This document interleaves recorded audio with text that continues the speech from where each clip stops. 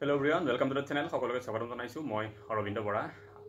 বহুতে মোক মেছেজ কৰি আছে যে দাদা এডিআৰ বিষয়ে বহুত ভিডিও বনাই আছে এইদিন সবে কিন্তু টেট বা আসাম পুলিচৰ যিবিলাক কনষ্টেবলৰ পৰীক্ষা সাব ইন্সপেক্টৰ পৰীক্ষা সেই বিষয়ে কোনো একো কোৱা নাই।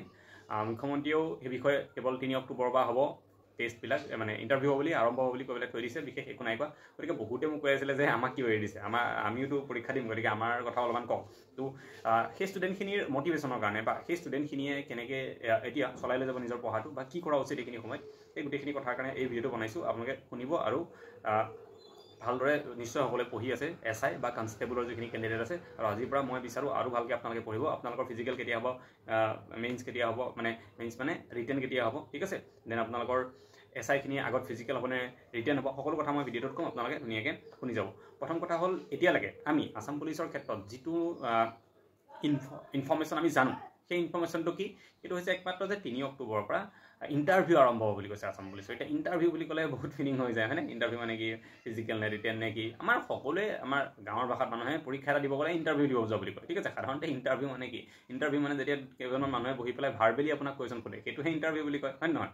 কিন্তু আমাৰ গাঁৱত সেইটোৱে চলে আৰু যে আমি এডিআৰ পৰীক্ষা দিব যাওঁতেও চবেই কৈছিলে আমাৰ ঘৰৰ মানুহবিলাকে যে ইণ্টাৰভিউ আছে আজি তাৰ ঠিক আছে। তো ঠিক আছে যি হওক বাৰু আমি এতিয়া কি কৰিব লাগিব 3 অক্টোবৰৰ পৰা ইণ্টাৰভিউবিলাক আৰম্ভ হ'ব বুলি কৈছে। ইণ্টাৰভিউ মানে কি হয় তাৰ এই আমাৰ যিখিনি কনষ্টেবল আছে তেওঁলোকৰ ফিজিকেল টেষ্টৰ কথাই কোৱা হৈছে ইয়াতে ঠিক আছে। তো তেওঁলোকৰ ফিজিকেল টেষ্টবিলাক বেলেগ বেলেগ ডেটত থাকিব চবৰে একে ডেটত নাথাকে আৰম্ভ হ'ব ফিজিকেলবিলাক আৰম্ভ হোৱাৰ লগে লগে কেইদিনমান সময় লাগিব গোটেই অসমত ফিজিকেলখিনি গোটেই কনষ্টেবলৰ কাৰণে কৰি লোৱাৰ কাৰণে এছআই কথা মই কোৱা নাই এছআই ফিজিকেল প্ৰথমতে নহয় ঠিক আছে। কনষ্টেবলৰ ফিজিকেল যিখিনি এক্সাম হ'ব সেই ফিজিকেল টেষ্টখিনি হওঁতে অলপ টাইম যাব তাৰপিছত তেওঁলোকে ৰিজাল্টখিনি দিব লাগিব তাৰে হয়নে আৰু ৰিজাল্ট দিয়াৰ পিছত কনষ্টেবলৰ কাৰণে তেওঁলোকে ৰিটেন পৰীক্ষা পাতিব। অ'কে মই কনষ্টেবলৰ বিষয়ে ৰিটেন পৰীক্ষা কেনেকুৱা কি হ'ব লাগে কিমান টাৰ্গেট কিমান মাৰ্কছ পালে আপোনালোকে কোৱালিফাই কৰিব পাৰিব ঠিক আছে আৰু সেই সিমান মাৰ্কছটো যিমান টাৰ্গেট মই লৈছোঁ সেই টাৰ্গেটটো কেনেকৈ এচিভ কৰিব কেনেকৈ পাবগৈ পাৰে মেথছত দুৰ্বল হ'লেও ইংলিছত দুৰ্বল হ'লেও এইবিলাক এটা ভিডিঅ' দিয়া আছে অলপমান বিচাৰিলে পাই যাব চাব পাৰে ঠিক আছে। তো ফিজিকেল টেষ্ট হোৱাৰ পিছত কনষ্টেবল আপোনালোকে ৰিটেন টেষ্ট হ'ব আৰু যেতিয়া কনষ্টেবলৰ ৰিটেন টেষ্ট হ'ব তাৰ লগে লগে সেই একেটা সপ্তাহতে হয়তো আসাম পুলিচৰ সাব ইন্সপেক্টৰ ৰিটেন বা আমাৰ যিটো MCQ ফৰ্মেট পৰীক্ষা আছে যিটো আগৰ নিচিনাকৈ হয় সেই পৰীক্ষাটো হোৱাৰ চান্স আছে। গতিকে মই আশা কৰিছোঁ ফিজিকেল টেষ্ট যিসকল কনষ্টেবল আছে তেওঁলোকৰ কাৰণে অক্টোবৰ 3 তাৰিখৰ পৰা আৰম্ভ হ'ব বুলি কৈছে। লগতে ৰিটেন টেষ্ট সেয়া লাগিলে এছআইৰে হওক বা কনষ্টেবলৰে হওক কনষ্টেবলৰ যিসকলে ফিজিকেল পাছ কৰিব তেওঁলোকৰ কাৰণে ৰিটেন হ'ব।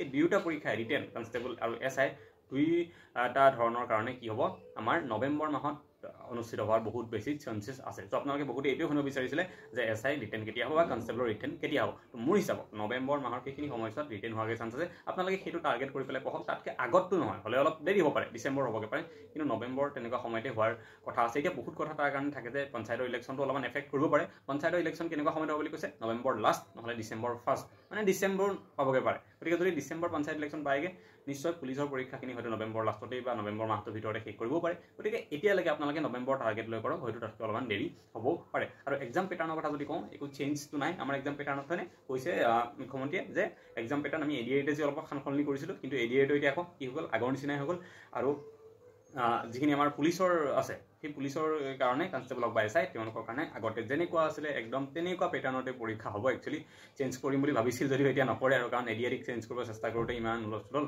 গতিকে এছআই বা কনষ্টেবলত নিশ্চয় মানে পুলিচত চেঞ্জ নহয় যোৱাবাৰ যেনেকৈ হৈছিলে তেনেকৈ হ'ব।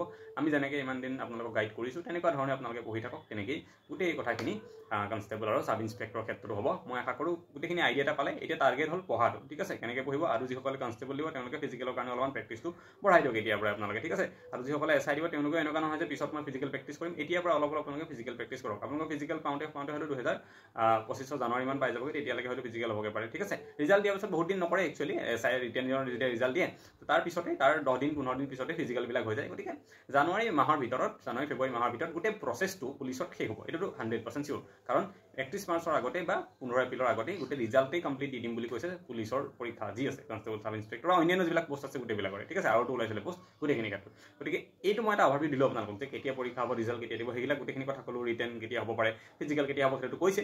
গোটেইখিনি আইডিয়া আপোনালোকে লৈ পেলাই এতিয়া আপোনালোকে নিজৰ মতে প্ৰিপেৰেশ্যনটো কৰক যে কি টাৰ্গেট ল'ম মই কিমান পঢ়িব আছে কি পঢ়িব আছে যদি কিবা পঢ়া হোৱা নাই মই কি কৰিম গোটেইখিনি আপোনালোকে এনালাইজ কৰক ঠিক আছে। আৰু পঢ়াৰ ক্ষেত্ৰত কথাটো কওঁতে মই কওঁ আপোনালোকে যদি পঢ়ি আছে তেতিয়াহ'লে নিজকে এটা টেষ্ট কৰিবৰ কাৰণে যে এতিয়ালৈকে আপোনালোকৰ কিমানখিনি পঢ়া হ'ল, কি হৈছে কি নাই, সেইটো যদি চাব বিচাৰিছে তেতিয়াহ'লে আমাৰ যিকেইটা ছাব ইনস্পেক্টৰ আছাম পুলিচৰ কাৰণে মক টেষ্ট আমি বনাইছিলোঁ এক্সেক্টলি ছাব ইনস্পেক্টৰৰ কাৰণে সেৱাই পৰীক্ষা পাতে, যোৱাবাৰ সেৱাই পৰীক্ষা পাতিছিলে আছাম পুলিচ ছাব ইনস্পেক্টৰ, আমিও দিছিলোঁ সেয়া পৰীক্ষা। তো তেনেকৈ আমি সেই পৰীক্ষাটোত যোৱাবাৰ SI যিটো পৰীক্ষা হৈছিলে য'ত বহুত বেছি কাট অফ কৈছিলে 73 74 আমি ভবাই নাছিলোঁ কেতিয়াও, সেইটো পৰীক্ষাত আমি পাছ কৰা 3জন কেণ্ডিডেটে লগ লাগি পেলাই এটা মক টেষ্ট বনাইছিলোঁ যিটো আমি সেৱাৰ মডেল পেপাৰ, মানে একদম সেৱাই বনোৱা যিখন পেপাৰ তেনেকুৱা এক্সেক্ট পেপাৰ আমি বনাই দিছোঁ। আপোনালোকৰ কাৰণে এটা ফ্ৰী ডেমো মক টেষ্ট দি থোৱা আছে। আমি আজিৰ পৰা এসপ্তাহমান আগত 8 দিন এসপ্তাহমান আগত মক টেষ্টটো লঞ্চ কৰিছিলোঁ আৰু সেই ডেটত আমাৰ টেলিগ্ৰাম যিটো চেনেল আছে ইয়াতে দেখিছে আপোনালোকে, এইটো টেলিগ্ৰাম চেনেল, ইয়াতে আমি কি কৰিছিলোঁ মক টেষ্টটো দি থোৱা আছে, ঠিক আছে। সেই যিটো ডেমো মক টেষ্ট চাব পাৰে, একদম যোৱাবাৰ SI পেটাৰ্ণ যেনেকুৱা হৈছে তেনেকুৱা পেটাৰ্ণত আমি পেপাৰখন বনাইছোঁ, টোটেলি সেৱাৰ মডেল পেপাৰ। আৰু বাকী ডিটেইলছখিনি আপোনালোকে দেখা পাইছে আমাৰ মক টেষ্টটোত কি পাব আপোনালোকে, ফুল লেংথ মক টেষ্ট হ'ব এইটো, অ'কে। ইয়াতে আমি যোৱাবাৰ পেপাৰত 70 GK আহিছিলে, 10 reasoning, 10 GK, 10 maths, 10 English, 10 maths আহিছিলে। তো আমিও এইবাৰ তেনেকেই দিছোঁ, অ'কে, একদম যোৱাবাৰ নিচিনা পেপাৰ। আৰু যি লেভেলত কুৱেশ্যন আহিছিলে তেনেকৈ দিছোঁ। অসমৰ পৰা যিমান কুৱেশ্যন আহিছিলে অসম ৰিলেটেড আমি সিমানেই দিছোঁ, ইণ্ডিয়া ৰিলেটেড যিমান আহিছিলে সিমানেই দিছোঁ, হিষ্ট্ৰী ৰিলেটেড যোৱাবাৰ যিমান আহিছিলে আমি সিমানেই দিছোঁ। তো এনেকুৱা ধৰণে পেপাৰ কেইখন বনাইছোঁ। আৰু পেপাৰৰ যিটো লেভেল হয়, আমাৰ টোটেল 4খন পেপাৰ আছে ইয়াতে ফুল লেংথ মানে 100টাকে কুৱেশ্যন তাত আছে, ঠিক আছে। 1খন যিমান টান, 2খন তাতকৈ অলপ বেছি টান, 3খন আৰু অলপ বেছি টান, আৰু 4খন তাতকৈ অলপ বেছি টান। তেওঁলোকে যেতিয়া পেপাৰ এখন দি গৈ থাকিব অলপ হাৰ্ডনেছটো বাঢ়ি গৈ থাকিব, যাতে নিজক টেষ্ট কৰিব পাৰে। আমি ইমানখিনি কথা ধ্যান ৰাখি পেলাই গোটেই মক টেষ্টখিনি বনাইছোঁ। আছাম পুলিচ ছাব ইনস্পেক্টৰৰ কাৰণে বনোৱা আছে বেছিকেলি, বা ছাব ইনস্পেক্টৰ পেপাৰ ফ'ল' কৰি পেলাই বনোৱা আছে, কিন্তু কনষ্টেবলৰ কাৰণেও হেল্পফুল হ'ব। আপোনালোকে লৈ পেলাই দি চাব। আৰু যদি এইকেইখন পেপাৰত যিখন আমি বনাইছোঁ, আপোনালোকে যিখিনি ছাব ইনস্পেক্টৰ প্ৰিপাৰেশ্যন কৰি আছে, আপোনালোকে যদি ইয়াত 70তকৈ কম পায় তেতিয়াহ'লে প্ৰিপাৰেশ্যনটো অলপ বুষ্ট আপ কৰিব লাগিব, আৰু বেছি প্ৰিপাৰেশ্যন কৰিব লাগিব, তাৰমানে প্ৰিপাৰেশ্যন কমি আছে। আৰু যিসকল কনষ্টেবল আছে তেওঁলোকে যদি এই পেপাৰকেইখনত কুৱেশ্যন 50তকৈ কম মাৰ্কছ পাইছে, ঠিক আছে, 50তকৈ যদি কম মাৰ্কছ পায় তেতিয়াহ'লে আপোনালোকেও আৰু বেছি প্ৰিপাৰেশ্যন কৰিব লাগিব। যদি 50তকৈ বেছি পায় ঠিকে আছে, এইটো স্পীডতে গৈ থাকক, ঠিক আছে। SI সকলে যদি 70তকৈ বেছি পাইছে ঠিক আছে, এইটো স্পীডতে পঢ়ি থাকক, ধুনীয়াকৈ ৰিভিজন কৰক। আৰু যদি তাতকৈ কম পায় তেতিয়াহ'লে অলপ বেছিকৈ আপোনালোকে পঢ়িব লাগিব, বেছিকৈ আৰু অলপ কষ্ট কৰিব লাগিব। আৰু সেইটো লক্ষ্য আৰু উদ্দেশ্য হৈছে এই মক টেষ্টকেইটা যদি ল'ব বিচাৰে আপোনালোকে, তেতিয়াহ'লে ইয়াতে এটা আমাৰ স্কেনাৰ দিয়া আছে, ইয়াত স্কেন কৰি পেলাই আপোনালোকে তলত যিটো হোৱাটছএপ নাম্বাৰ দিয়া আছে তাতে আপোনালোকে স্ক্ৰীনশ্বটটো পঠাই দিব পাৰে। পঠাই দিলে আমি আপোনালোকক মক টেষ্টটো দি দিম। 99 ৰুপিজ পে' কৰিব লাগিব, অ'কে। PDF ফৰ্মেটত একেটাতে গোটেই মক টেষ্ট থাকিব, 4টা মক টেষ্ট থাকিব, 100টা কুৱেশ্যনৰ টোটেল 400 কুৱেশ্যন থাকিব তাত অকল। আৰু তাতে এনচাৰো দিয়া থাকিব, প্ৰতিটো কুৱেশ্যনৰ এনচাৰ কি হ'ব সেয়াও দিয়া থাকিব। OMR চিটো দিয়া থাকিব, আপোনালোকে কম্পিউটাৰ দোকানত গৈ প্ৰিণ্ট কৰি পেলাই বহি পেলাই পৰীক্ষা নিচিনাকৈ দি চাব পাৰিব। গোটেইখিনি বস্তু তাত দিয়া থাকিব।